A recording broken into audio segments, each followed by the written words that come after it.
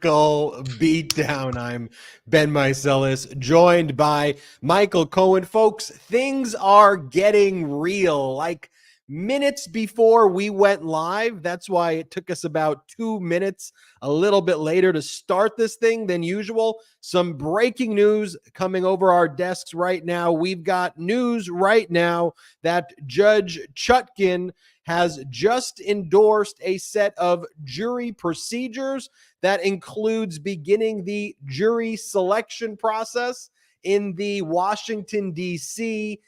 Federal criminal prosecution of Donald Trump. We just got that order. I was reading it moments before we went live. And then also moments before we went live, we're going from Washington, D.C. to New York, where the Trump kids both testified today. And at the end of the proceeding, Chris Kise, Donald Trump's lawyer, made some other comment about the judge's law clerk, Judge Engoron's law clerk. This just happened, and Engoron snapped. He smacked the table and said, "Do not refer to my staff ever again.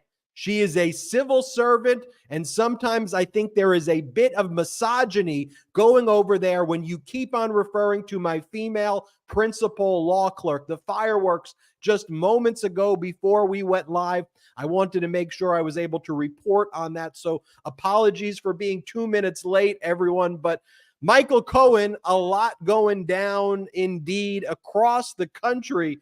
And I know you have a thing or two you want to say about these Trump kids testifying.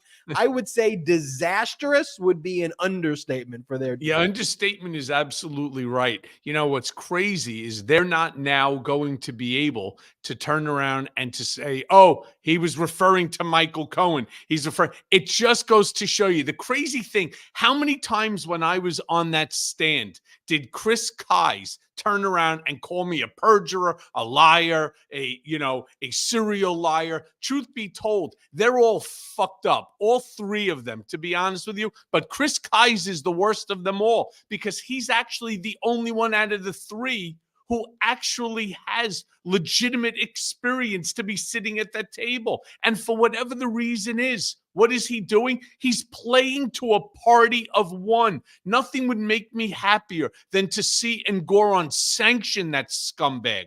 Sanction him for doing exactly what his boss was doing. And that's all they're doing. They're playing to a party of one. It is absolutely gross. And one of the things that happened in the morning session with Don Jr., or maybe it happened yesterday, the prosecutors for the New York Attorney General's case, Colleen Faraday, she pulled out a document which is like a slap in the face document to Don Jr., who basically stated he doesn't really, it's not what he does. It's not what his role was at the Trump organization, et cetera, et cetera. But they brought out this document, and I want to read from, there's a Newsweek article. Salty, if you have it, I would ask you to put it up. But during Trump Jr.'s cross-examination, prosecutors presented a document dated January 15th of 2021 that showed the former president reinstating himself as trustee of the Donald J. Trump Revocable Trust, according to a report that came from Adam Klasfeld, who's been there day in and day out during this trial, who, by the way, happens to be a correspondent for The Messenger. And the interesting thing about this document is, what does it show?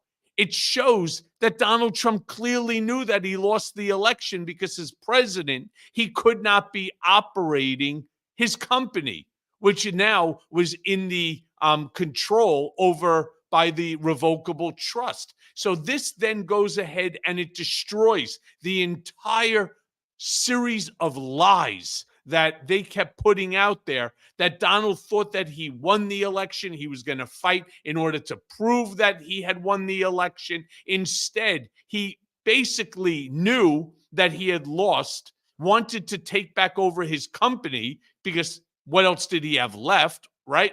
And went ahead and had the documents signed to take over control over the revocable trust. It is a damning damning document, to say the least. But just going back to Don Jr. for a second, who claimed that his role had really nothing to do, that he was more of a real estate broker. It's funny. Don Jr. is the real estate broker. Eric Trump is the one that pours concrete. I can't wait to hear what Ivanka has to say that her role is. And you may know that Ivanka had filed now an appeal in order to prevent her from having to testify, claiming that New York does not have jurisdiction over her. More importantly, the fact that she had nothing to do with the company and that therefore her testimony would be irrelevant. I mean, it's truly spectacular. But you know what? Whether or not Ivanka testifies, truth be told, is irrelevant. It's really irrelevant. There's so much documentation, as Judge Engoron stated, it would fill up that courtroom. And none of it is good for Donald. Well, Ivanka trying to dodge her testimony and beg the Court of Appeals for help, the appellate division, sounds exactly what like someone who's innocent and feels that there's no liability would do. I mean, look, if she's someone who wants to be helpful, like they are the ones who project the image in their propaganda that they are brilliant, that they are the smartest people in the room, that they know everything. And so when they create those expectations and then they are called to provide very basic testimony about the operations and they refuse to do it, that's where I say what I despise is not just arbitrarily the Trumps or this or that. I despise being lied to. I despise being treated like I'm an idiot. And I know you all do as well. That's why we call this conduct out here. And Judge Engoron got in on the action because Don Jr. was just mumbling all over the place and making no sense. So Judge Engoron said, stop. Let me ask you a question. Let's just cut through it. Mr. Trump, did you have anything at all to do with any of the statements of financial condition? Did you have anything at all to do with it?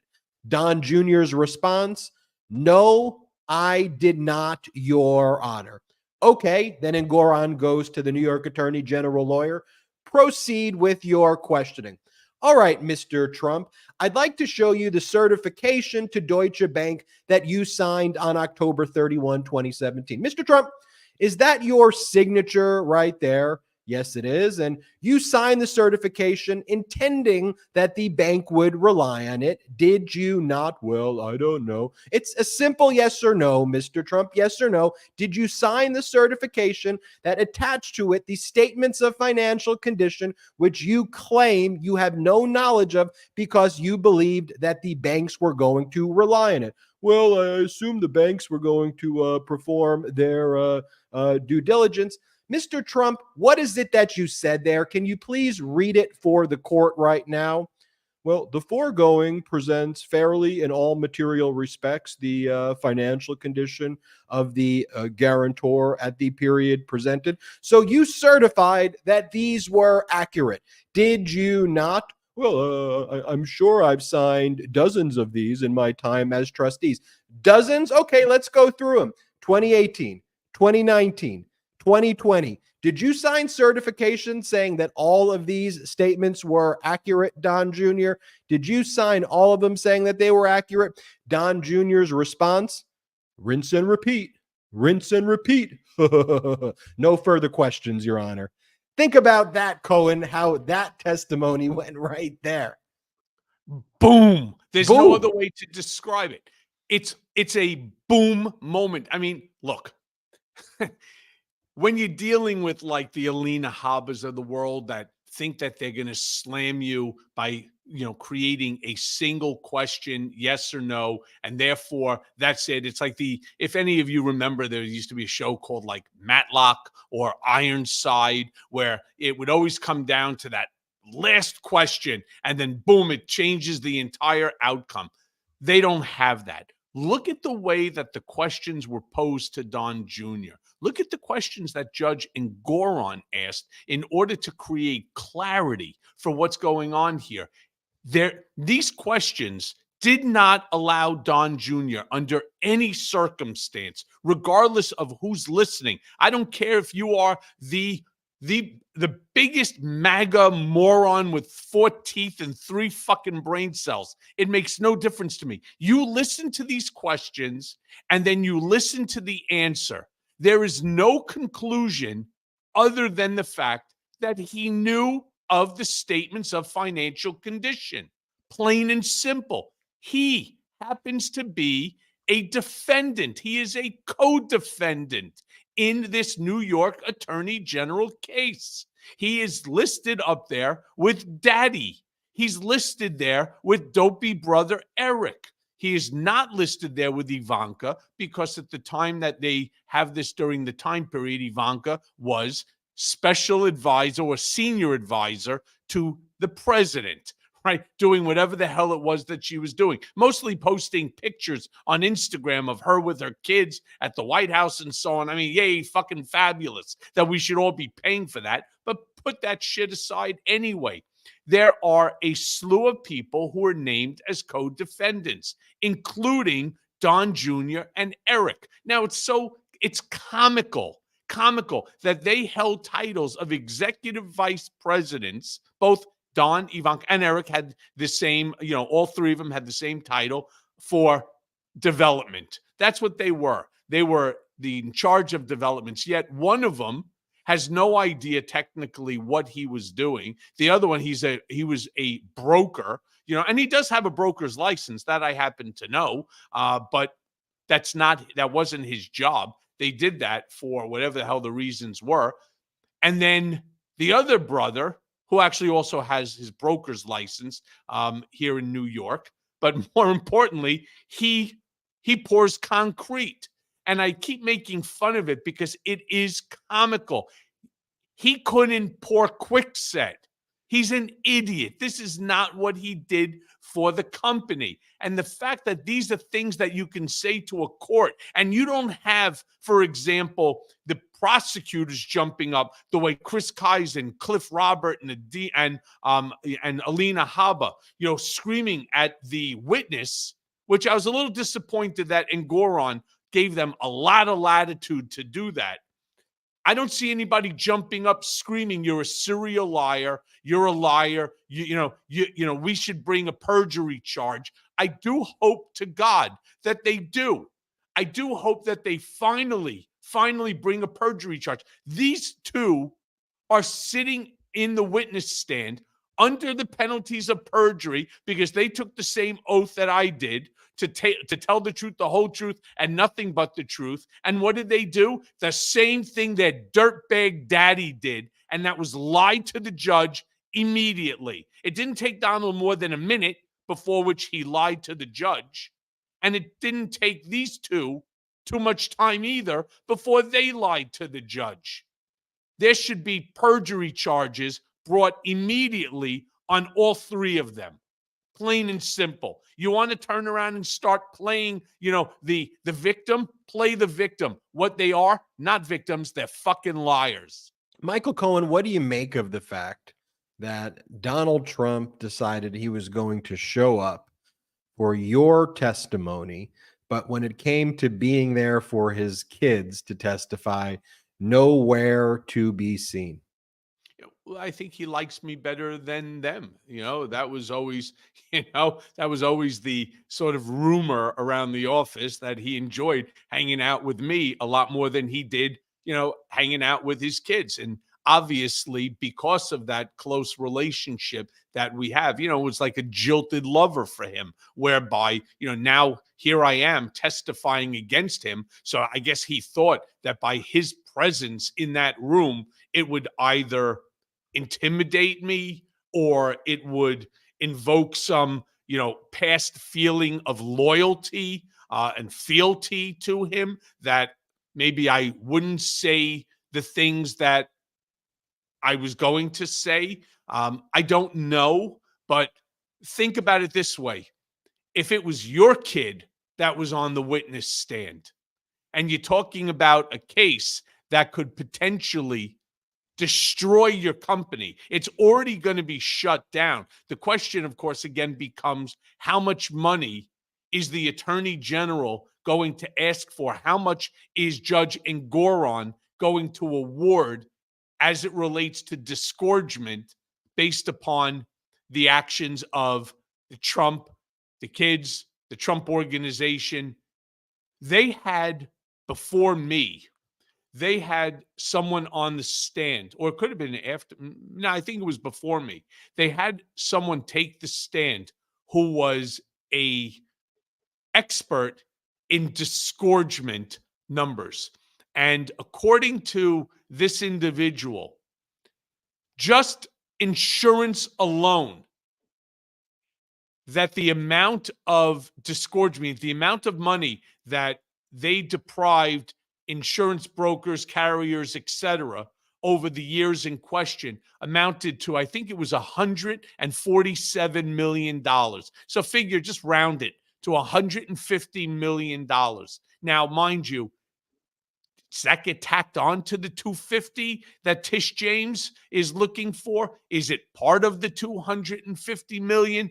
I'm not sure, but that only deals with insurance. There are so many more elements of disgorgement, and that 150 million. Well, what did they use that 150 million to buy? What did that 150 million, what was it used in order to pay for? Whether it's for upkeep, maintenance, whatever it might be.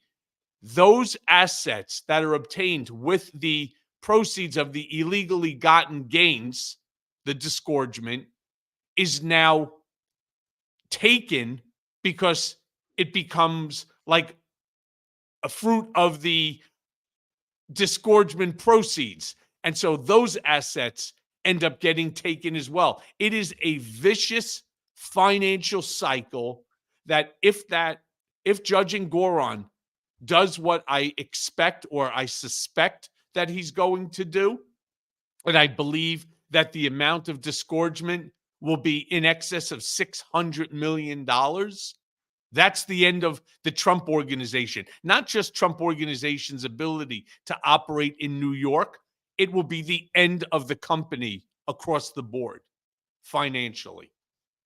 By the way, we've got Judge Engoron emojis for all the members of our YouTube Nice. channel. I love seeing the Judge Engoron emoji. So you heard Don Jr.'s testimony, or me reenacting Don Jr.'s testimony, where he states he has no knowledge of the statement of financial conditions at all, despite certifying they're accurate, which he then said, rinse and repeat, rinse and repeat. So then Eric takes the stand, and Eric is provided with all of these emails, which shows that he's not just involved in the statement of financial conditions, but involved with the appraisals that either found their way or didn't find their way in the statement of financial conditions, depending if it was favorable or not to him. So then Eric's asked, like, okay, here are emails showing that you were involved in the process, that Jeff McConney, the controller, had provided you with statement of financial conditions and asked for your input. Here you are speaking with tax advisors. So will you now concede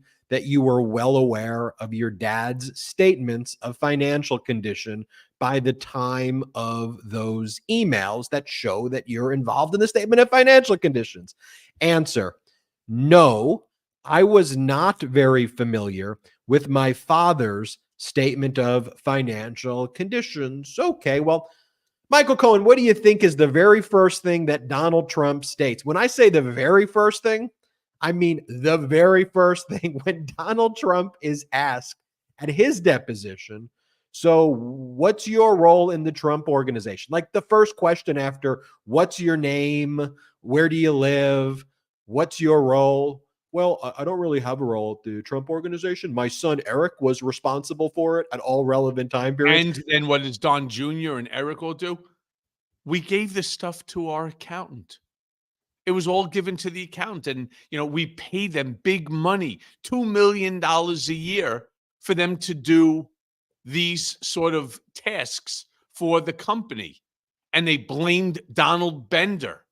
They blamed everybody else except for themselves. It is truly, truly it's like, it's magnificent to see how they are now trying to emulate their father, both the way Eric started carrying on and, ignoring the questions, which were yes or no from what do you call it? From Colleen Faraday, the prosecutor for the New York Attorney General, and he wanted to expand. Now it's funny because when I wanted to expand on an answer, even Judge Engoron sided with Alina Habba and saying, Mr. Cohen, just answer the question, yes or no. If that's the question she's asking you, just answer the question as is. I said, Your Honor, I said, not everything is easily answered yes or no. There's a backstory to some of this. There's more information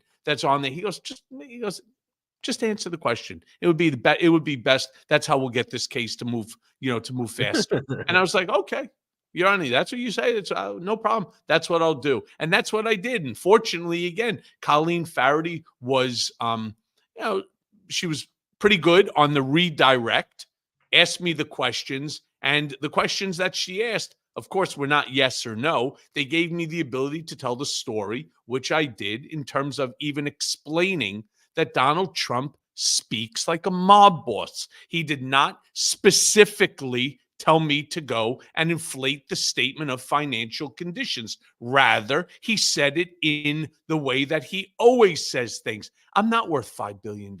In fact, I'm probably worth even more than 6. It could be 7. You know what? The more I'm thinking, it's probably worth 8. I'm probably worth $8 billion. You and Alan, go back to Alan's office, figure it out. Okay. And we know exactly what he meant. Listen, despite the fact I was with him for over a decade, Alan for over 4 decades, it doesn't take a rocket scientist to figure out what he wants. And so we come back, as I stated, and people were laughing about it. And so we came back in a day or two thereafter with the changes into it, showing around or close to the number that he was seeking us to come up to, reverse engineering of the numbers. And he then approves it. And then Alan takes it. That was for my role. Alan takes it, deals with Mazars or whoever else over there that he was dealing with, and the document gets produced. And once the document is produced, we use it. We use it for all the reasons stated. And, it's very funny. They talk about, Donald,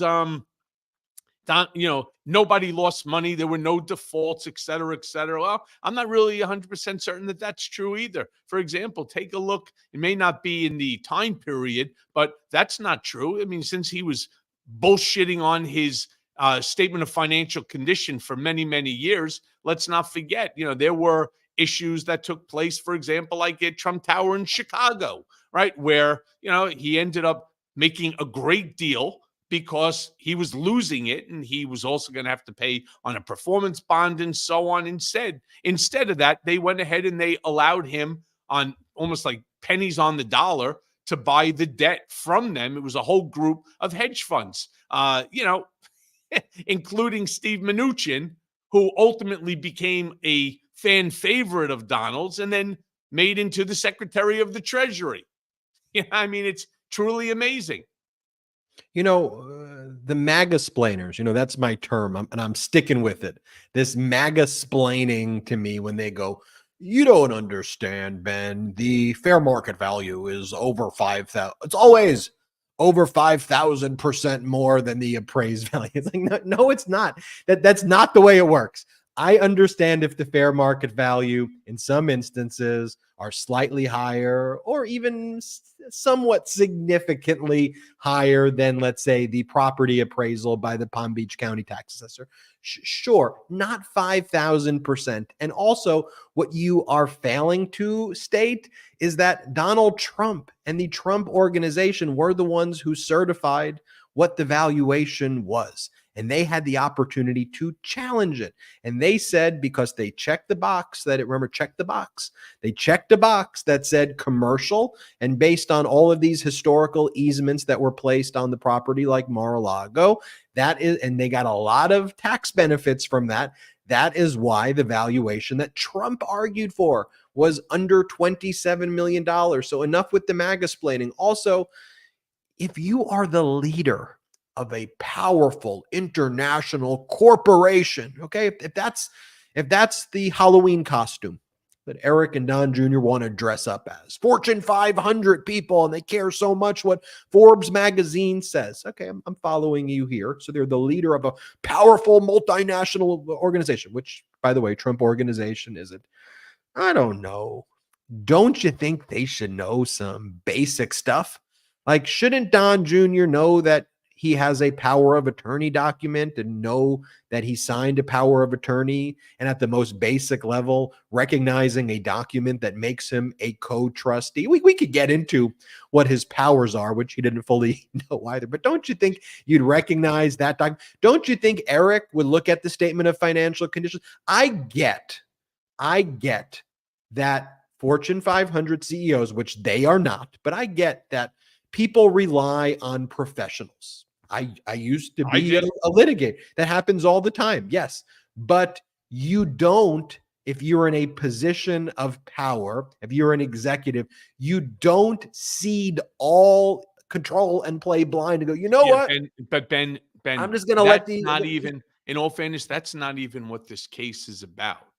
What this case is about is the fact that they use the document in order to enrich themselves. That's what the case is about. As far as the liability, because we've talked about this on Political Beatdown. We've talked about it on all the podcasts on the Midas Touch Network, where he's already lost that first part, the fraud determination pursuant to the motion that again Judge Engoron approved.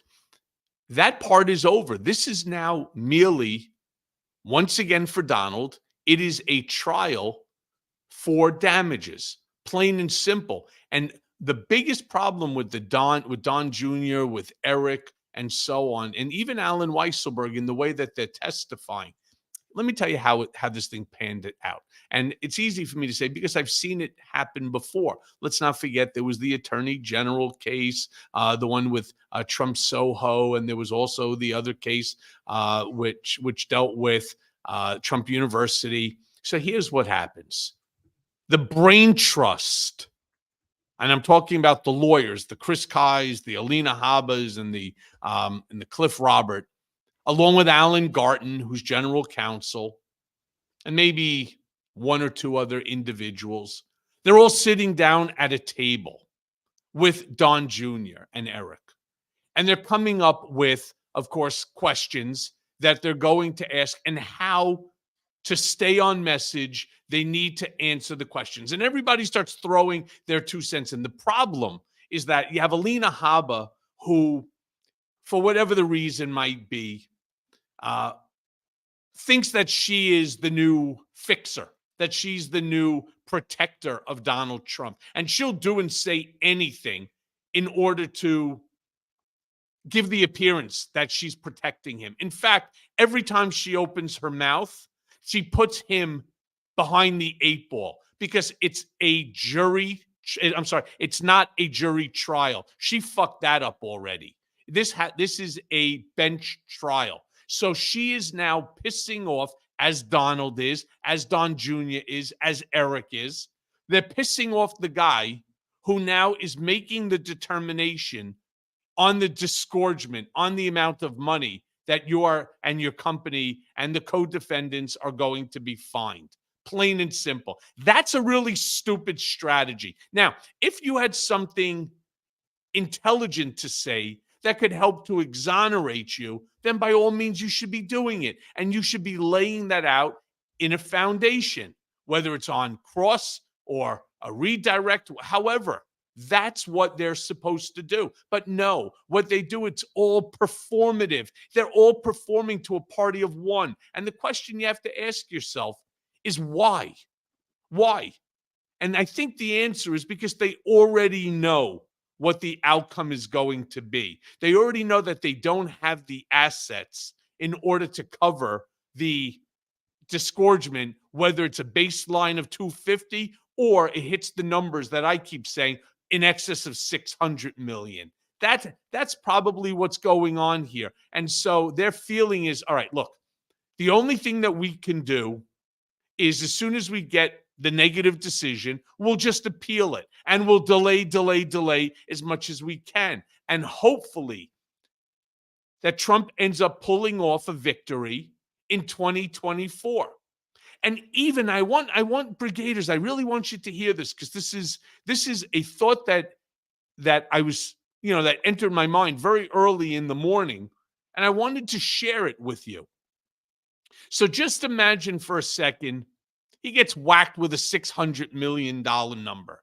And we all know that he doesn't have $600 million in equity after paying off taxes, because we talked about that before. His basis in some of these properties are insanely low. Like, for example, 40 Wall Street, his basis is $1 million. Not to mention there's recapture and on the depreciation. On top of that, he's going to get taxed as a New York resident, because that's where the property is located. So you have city, state, and federal. So whatever the amount is going to be, minus what mortgage he may have on that property, with taxes, it leaves very little in order to pay off the disgorgement amount. So here's the danger. Hypothetically, the Mandarin Mussolini, Captain Chaos, the sociopath himself, somehow manages to win the election. Somehow manages. What do you think that he's going to do? Well, we already know what he said he's going to do. He's going to rewrite the Constitution. And by rewriting the Constitution, he's going to strip the judiciary and the legislative branches of government of their power, as created by the tripartite system of our founding fathers. And he's going to confer all power to the executive branch, which of course is him and him alone as the chief executive. In essence, he's making himself a king. That's really what's going to happen here. His power of executive privilege and the fact that he can write, executive privilege documents will make him into a king. So he will do, because Donald Trump doesn't think of things on his own, but he sees what others have done, and thinking that it's really cool, he'll do the same. So let me give you an example on what will happen day number 2 after he confers all the power of government to the executive branch, to himself. This is crazy shit. So listen up to this. He's going to call in people like Elon Musk, Jeff Bezos, Warren Buffett, Mark Zuckerberg, Bill Gates, the Walt family. Going to call in all the top 100 billionaires in this country, the mega billionaires. And he'll say to people like Elon Musk, and I hope Elon, somebody maybe on this, who's watching today out of the 20,000 people or wherever that are watching right now, and the hundreds and 600,000 people that will ultimately, hopefully one person knows Elon and that they can get this message to him. He will ask you, how much money are you worth? And you'll come back and you'll say, well, according to the latest number, it's 300 billion. And Donald will laugh at him and say, no, you're worth 1 billion. And he'll get him to sign over $299 billion. And then everybody will say, stop it, Michael. That's bullshit. Can't happen. You can't do that. Well, you can if you're the king. You can if all the power of government is conferred upon you. Well, you know what? I think that then who did this? Mohammed bin Salman did it. And he did it to his own fucking relatives. So what do you think Donald Trump will end up doing? And he'll go down the line. Really, you don't want to do it? He'll have you jailed for what? He goes, for stock manipulation, for fraud on America, for treason, whatever. The same bullshit that Mohammed bin Salman did to his relatives, to the other royals in Saudi Arabia.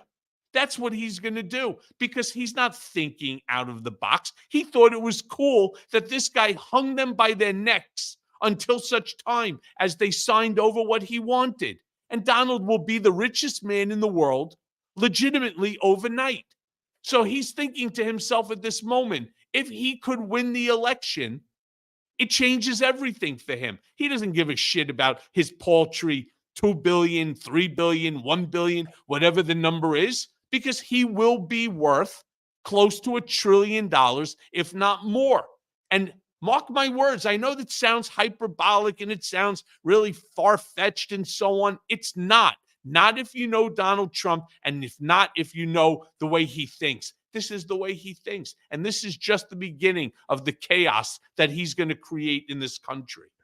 And while that may sound hyperbolic, that may sound like some of the craziest thing you ever heard, you should be aware that, and I'm sure you are, that Cohen knows exactly how that man thinks, exactly how the Mango Mussolini thinks, and that exact thought, verbatim of what Cohen just articulated, is what goes on in Donald Trump's mind. When Trump talks about Viktor Orban, he's the king, President Xi, he's the king, MBS, he's the all-powerful Vladimir Putin. That's what he's telling you. And Michael Cohen just decoded it and put it in kind of clearer terms Ben, than I've ever had it in. Before we jump off this, I want to just decode one more thing. And I don't mean to pat myself on the back, but 2 years before, I turned around and I told you that if Donald Trump loses, that there'll never be a peaceful transfer of power. During that congressional testimony before the House Oversight Committee, there's a couple of predictions that that I made that they have all come true. I'll tell you one more. Have you noticed that Donald Trump has started to speak so much now about fentanyl and about, it's all coming through Mexico, and Sleepy Joe is fast asleep at the wheel, and they're just walking in with thousands of pounds worth of fentanyl, and hundreds of thousands of our fellow beautiful Americans are all dying because of fentanyl overdoses. They don't even know what they're taking, yada, yada, yada. There's a reason why he's doing that too. And, this shit comes to my mind at 2, 3 o'clock in the morning with my PTSD when I wake up. And I'm not joking when I say this. The reason he's doing it is, well, they are our border, they are our border country. And let's take an example of what country borders another country that they invaded and took over. Well, how about Russia and Ukraine with Crimea? What do you think Trump is going to do? That son of a bitch is going to turn around. He's going to start going on. I know this sounds crazy, but this is what goes on in his mind. He's going to turn around and say the only way that we can stop the fentanyl and the other drugs from coming in, the cocaine and yada, yada, is the only way is we need to invade Mexico. Right? True. That's what he's going to want to do. He will want to invade Mexico. Why? Well, because Putin did it. So Putin can do it with Crimea. Why should we not take over? Remember, he wanted to buy Greenland, right? Or take over Greenland, right? Here, why should he? What's Mexico going to do? And then if he decides that he wants to roll the tanks into Canada, what's Canada going to do? I mean, here's a funny line that he used to say, or that he heard and then he repeated. Our Salvation Army can kick their ass. So what's Canada going to do? They're going to fight with the United States? You think England's going to come to their defense? I don't think so. And so this is the way the guy thinks. He's going to start wanting to, to annex our border neighbors, because that way we don't even need to think about it. We take over. We don't even need at this point anymore to do what? To build the wall. They're now part of us. We control them. We own them. They're, and don't worry now about immigration, because they're going to get a dual citizenship. They're going to become Americans, blah, blah, blah, blah, blah. There's going to be every excuse in the world as to why what he's going to end up wanting to do and trying to effectuate. This is crazy. This is all crazy shit. Michael Cohen, we're going to take our first ad break and we'll be right back. I want you to tell everyone, though, about Patreon, because they've heard me pitch it before, but it's patreon.com/political beatdown. I think it's more important because you're the one who's responding to the messages. You're in the chat. You're the one who's answering all the questions during the live Zoom meetings. For those who are on the fence here, why do you think that people should join this Patreon? Patreon.com/political beatdown. Well, I thought we were going to a commercial break, but no problem. Why this is our little private community where we interact, we had an incredible, I think there was like 150 or 160 of the members. Now, mind you, we've now surpassed 1,200 subscribers, which is fantastic. First of all, to start, it helps to support the show, which is, of course, extremely important. It helps to finance the rest of the network as well, which is extremely important because here, through the Midas Touch Network, whether it's Political Beatdown, my Mea Culpa podcast, if you haven't subscribed on now the new RSS feed on the Midas Touch Network, please do. I have Harry Dunn dropping tomorrow, which I think you'll really appreciate. But what it does is it gives the ability to provide you with information that's not innuendo. There's no spin onto it. It is factual. Now, it may be hard on Trump or his kids and so on. That's true. But then again, it happens to also be accurate information.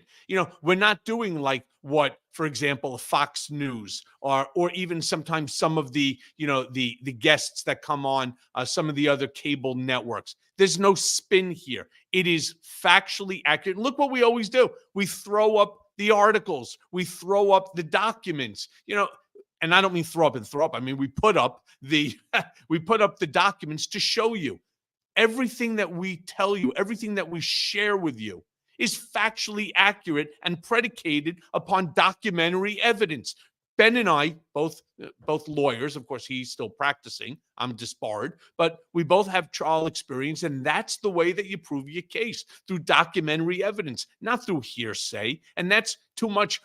I hate it when all of a sudden you're watching on some of these channels, these cable or even network, where they're like, well, in my opinion. I'm not interested in your opinion. Fuck you and your opinion. Keep it. Facts and nothing but the facts. So join. So please, join our Patreon account, patreon.com/political beatdown. People are asking me questions all the time. I respond to as many as I possibly can. I sort of use that as a way of, keeping myself busy at 3:30, 4 o'clock in the morning. So understand it's not an algorithm or some sort of an AI generated. It's actually me having a lot of problems in terms of sleeping, but it's important, and it's a great community off of this Political Beatdown Brigade community as well. So if you have the ability to do it, we have a great time on the live, which we're going to be doing more of those. And there'll be also, as we start to produce merchandise and other, there'll be obviously benefits to being a member of the Patreon. So there are things that'll be only for them. It's just a small little community off of our incredible Beatdown Brigade.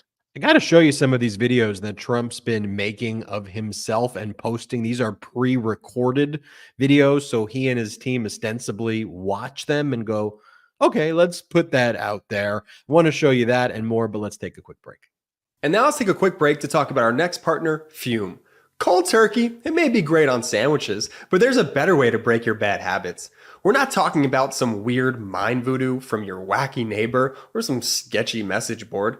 We're talking about our sponsor, Fume, and they look at the problem in a different way. Now, not everything in a bad habit is wrong. So instead of drastic, uncomfortable change, why not just remove the bad from your habit? Fume is an innovative, award-nominated device that does just that. Instead of electronics, Fume is completely natural. Instead of vapor, Fume uses flavored air. And instead of harmful chemicals, Fume uses all natural, delicious flavors. You get it. Instead of bad, Fume is good. It's a habit you're free to enjoy and makes replacing your bad habit easy. Your Fume comes with an adjustable airflow dial and is designed with movable parts and magnets for fidgeting, giving your fingers a lot to do, which is helpful for de-stressing and anxiety while breaking your habit. The first time I used Fume, I was shocked at how flavorful and fresh it tasted. Now, it's easy to hold and perfectly balanced and quite honestly, extremely fun to fidget with. The real wood material and sleek design definitely classes it up, and I feel pretty darn cool holding it. Stopping is something we all put off because it's hard, but switching to Fume is easy, enjoyable, and even fun. Fume has served over 100,000 customers and has thousands of success stories, and there's no reason that can't be you. Head to tryfume.com and use code BEAT to save 10% off when you get the Journey Pack today. That's tryfum.com and use code BEAT to save an additional 10% off your order today. Lomi is the only appliance that prevents food waste from stinking up your kitchen and polluting the planet. Now that I've invested in a Lomi, it's changed the way I deal with my food waste. Lomi is the biggest innovation in the modern day kitchen since the dishwasher. Lomi has helped me turn my home into a climate solution.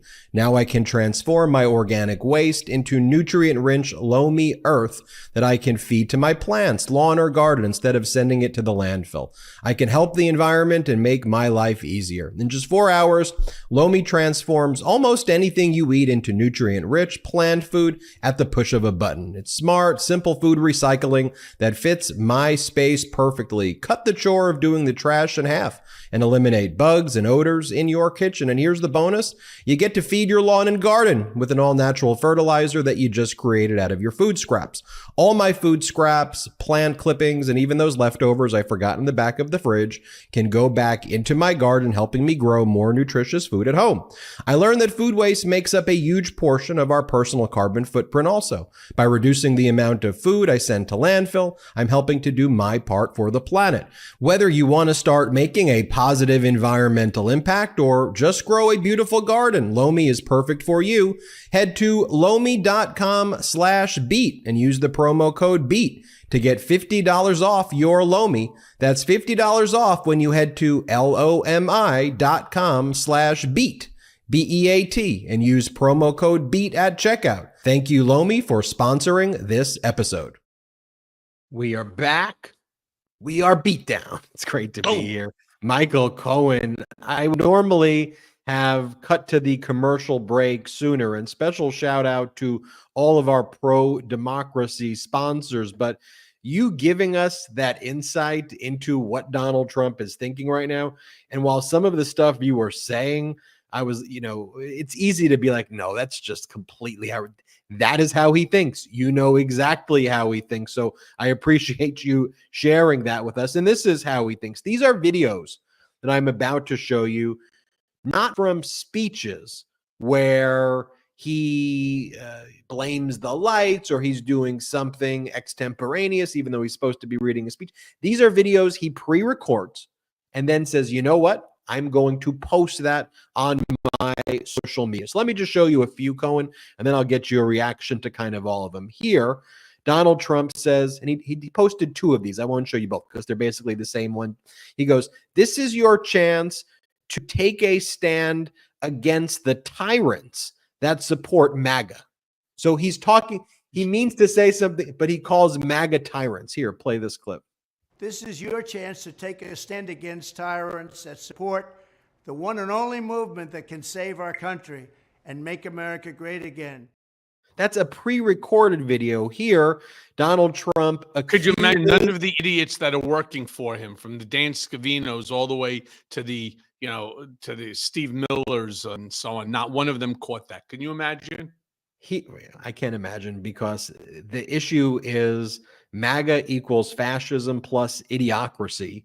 And fortunately, the idiocracy has been sufficiently above the fascism to kind of prevent it. But trust me, they are out there with MAGA Mike and others trying to calculate it. By the way, can I say this about this MAGA Mike guy?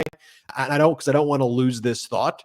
MAGA Mike, the Republican Speaker of the House, right, Cohen? The Republicans lecture us all about finances, right? That's their thing. Fiscally conservative. Let me tell you, we need balance this, balance that. First and foremost, they added $8 trillion to the debt and constantly ran the biggest deficit. So just push that aside. But MAGA Mike, the Speaker of the House, who wants to lecture us on savings and this, doesn't have a checking account or a savings account. Neither does his wife. And reporters have gone back, Daily Beast went back to the financials where you have to list if you have any material amount of money in a savings or a checking account, you have to disclose that as someone who's running for Congress or as a member of Congress. And then he checked the box, not applicable. Now, I certainly understand that there would be reasons why certain people would not have checkings or savings account. This is the Speaker of the House of Representatives who draws a salary of over $200,000 a year. His wife draws a salary, and they've never opened up a checking or a savings account. Now, you could try to maga-splain that one. Where does he put the money? Exactly. Here, Donald, I don't want to leave that thought because that was like wild. Here, Donald Trump says that his Republican opponents in the Iowa caucus, this is Nikki Haley, Ron DeSantis, Chris Christie, and others, that they are trying to cheat, that they are rigging Iowa against him. Here, play this clip. Our wonderful Trump caucus captains, thank you for all that you're doing. We really appreciate it. The most important thing you can do for our campaign is to lock in your 10 for Trump and turn them out for caucuses. Teach them how to caucus. Take them in your car on caucus night. If you have to do whatever is necessary, we got to get them in. We got to make America great again. So do whatever it takes. If you do, we will win and win big, and that's what you have to do. You know the other side does cheat, and we're not going to let that happen. We cannot let that happen. But that's what we need from you. Get in your car, get a lot of people, and get down and caucus. Maybe he doesn't know what a caucus is. Okay, here Donald Trump says that the New York Post is a radical leftist publication that went bad on Trump, and they better be nice to him or they will go out of business. An actual video we put out here. Play this clip. Since the New York Post went bad on Trump, and they have gone bad, their numbers have fallen tremendously. People aren't buying it. They don't want to read that. The New York Post has treated me great for almost a lifetime. And now, for whatever reason, and I guess it's radical left or the rhino stuff, they have gone really bad, and it's ridiculous. But the numbers are down. Their numbers of readers and everything else has gone down tremendously. Great people are tired of hearing fake news. The New York Post used to be so good, but not anymore. We have to get it back before it's too late. Because frankly, if they don't change, there will be no more New York Post. And that would be sad. And by the way, who's like cutting and editing these things, right? And then finally, you can make this up. Could you imagine that a guy who wants to be the president of the United States is now shitting on Rupert Murdoch's New York Post because he doesn't like the way that they are portraying him? I mean, this baby, this thin-skinned, look, it's every show, somebody has to get the two-finger salute. And I hate the fact that Donald has received it on more than one occasion because there's so many people out there. But this ongoing nonsense by Donald, day in and day out, I could fix it. I could do it in 24 hours. Right? This company's going out of business because you better change your ways. You better kiss my ass. Listen, Donald, the only thing that should go up your ass is the two fucking fingers salute. All right? Fuck you. Enough is enough already. All right? You are truly the greatest threat to American democracy and the future of this country. I mean, just fuck off, and fuck off. It's just, there's no other way to describe this. I've, like so many of the brigaders, and if you agree with me, hit the blue heart, all right? Because enough. You can't fix the issue with Russia and Ukraine in 24 hours. You can't fix the immigration. You can't fix fentanyl. Everything he could fix the Israel Hamas issue. Everything in 24 hours that this guy can do. Fucking funny because in 4 years he accomplished shit. Nothing. Everything he promised his MAGA morons, he hasn't delivered shit. So Donald, enough already. It's exhausting. Just the fuck off. which is why, though, also you can't call this MAGA. Someone suggested we call them MAGA-crats but they're certainly not conservative. I mean, you look down every issue. Are they fiscally conservative? They caused $8 trillion of debt and printed more money than ever. And then they MAGA-splain. Let me tell you, we've got this great Speaker of the House who doesn't have a checking or savings account, who was who was part of a group of people who raised the debt by $8 trillion. And by the way, raised your taxes. It's something where the Democrats need to just be clear about. Stop letting these MAGA Republicans take this label, these MAGA-crats, of being fiscally conservative. $8 trillion in debt. Just repeat it over and over again. The one thing that Donald Trump gets is if you repeat something over and over again, even the dumbest shit, that people start saying it. So actually repeat the true stuff over and over again. Like $8 trillion in debt. T like Trump, $8 trillion in debt. There's nothing fiscally conservative about it. They raised your taxes. Unless you're a billionaire or a decamillionaire, you didn't get tax benefits under the MAGA-crats and the MAGA Republicans. And speaking of a MAGA-crat, here you have Lauren Boebert. This is her today. And here she goes on the House floor and whining in on a floor speech about how something about the regulations on oil have caused that's the reason her restaurant had to shut down, because roughnecks. I don't even know what she's talking about. Roughnecks. Play this clip. Colorado's West Slope used to have a booming energy production economy. Unfortunately, we've been regulated into poverty in Colorado's 3rd district. I remember when I owned a small business, roughnecks used to come into my restaurant, and I knew that it was going to be a good, successful, profitable day because I had mud on my floor to clean up. But through regulations, there was no more mud to clean up on nearly any of our business floors, and many businesses shuttered forever. I mean, the stupidest thing in the world. I mean, what is she even talking about? But she voted against the infrastructure projects in her district and then tries to claim credit for it. She votes against her district and then frolics to watch Beetlejuice in Denver and starts fiddling a Democratic boyfriend in a public place while blowing vape smoke on people. Like completely insane. And then talking about kind of MAGA-crats like Tommy Tuberville. An interesting thing happened that I want to highlight as well, Cohen. This happened last night.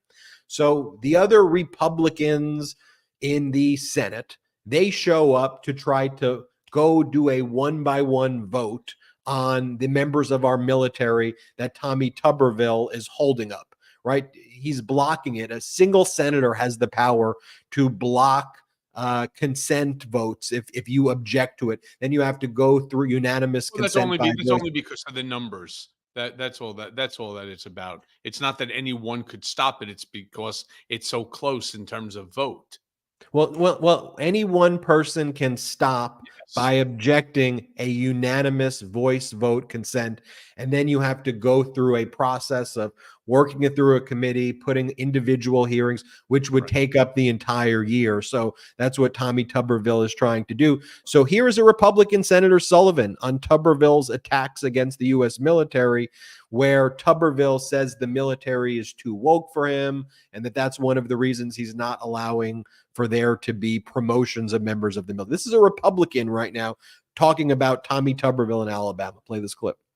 By the way, Xi Jinping is watching this right now going, I can't believe they're not letting these guys command. I'm scared to death of subs. He's loving this. So is Putin. They're loving it. How dumb can we be, man? Well, very dumb. And don't include us in we. We ain't part of that. That's your crew. That's the MAGA-crats. That's the MAGA-splainers right there. Cohen, I'll give you the final word. Yeah, look, there's like I said before, there's so many people that deserve the 2 finger salute, like Lauren Hobart or Marjorie Toilet Green or Tommy Tubby Tuberville. I mean, there's so many stupid people that are representatives in Congress. Yeah, it's scary, to be honest with you, that somehow or another these mentally deficient dopes are able to sucker enough people to get them a congressional pin. And they don't really give a shit about the country. I don't care what anybody tells me. I really don't. When it comes to Tommy Tuberville, the fact that he would block the appointments of our military and his own party keeps telling him, and it's not just this gentleman, it's a whole slew of them that said, I don't even know what to say. This is the biggest FU to our country. And it's true. It's so true. And then, look, Lauren Boebert, it's like every time she gets on, it's like you just laugh, because all you could think of, she wasn't able to, to her escort service isn't making the same amount of money. What the whole thing is a joke. George Santos, that pathetic jerk off. Look at what's going on with this GOP. They are shitting up our country. They are making us the laughing stock of America. But you know what? I'm going to put all that aside. I just want to remind everyone, as I do on every single show, the most important thing so that we can get rid of these jerk-offs, the only way is to vote them out. The only way that we destroy MAGA and Trumpism and this whole whacked out ideology that they possess is you vote these idiots out of office. In that way, Trumpism dies, because right now they think that it benefits them. Once it stops financially benefiting them, just watch how everybody runs. They all skate away, and there'll be nothing left, of Trumpism, and the MAGA world. There'll still be your little side pockets, but they'll crawl back under the rocks from which they came. Short of that, like I said before, please subscribe to the new Mea Culpa. You'll see it has the blue background. There you are. All right. It's a Midas Touch Network podcast. So, you can, anywhere that you listen to your podcast, find it, subscribe. If that means you have to unfollow the one that's in red, you could do that too. Don't care about that RSS feed anymore. All the new episodes are going to be here, and we'll ultimately upload the back library. Most of you have probably already listened to it. On top of that, like I said, here at Political Beatdown, no nonsense, no lies, no innuendo, just facts. And that's what we all need. Make sure that you get out there. Make sure that you are registered to vote. I say it every single time. Make sure that you, anybody that lives in your house over the age of 18, registered to vote. Your neighbors, your friends, your family, your coworkers. I don't care if it's, the guy down the street. Just ask them. By the way, you registered to vote? Oh, here's how you do it. Make sure everybody gets to the polls, because the only way for us to save democracy, and I mean it, and I'm not trying to be hyperbolic, I say this all the time, the only way for us to ensure the continuation of democracy and to get back to a sense of normalcy and end Trumpism and fascism and whatever else that we want to call it, the MAGA mania, is to vote them all out of office. So again, to everybody, thank you so much for being part of our brigade, for being part of this community. We've got the Brother podcast coming up in just a few hours, 8 Eastern, 5 Pacific. We will see you then. It's easy to subscribe to the new Mea Culpa RSS feed. Just remember, no more red. We are for blue now. Blue. The blue Mea Culpa, from red to blue, an easy switch, just like many states in our country, and just like the House of Representatives in 2024, from red to blue. We've got a new video that just dropped on the Midas Touch feed where I talk about what's going on in Virginia with the big November 7th vote and what you can do to help out in Virginia. When this video ends, you can check that out as well. It's on the main Midas Touch feed. And Cohen and I are going right now to record the after show at patreon.com/political beatdown. So if you want to join the Patreon after show, now is the time to do that. Patreon.com/political beatdown. Check out the videos on the Midas Touch feed, especially the new one that just dropped, Virginia on November 7th. Very, very, very important stuff. We'll see you next time on Political Beatdown. Shout out to the Midas Mighty.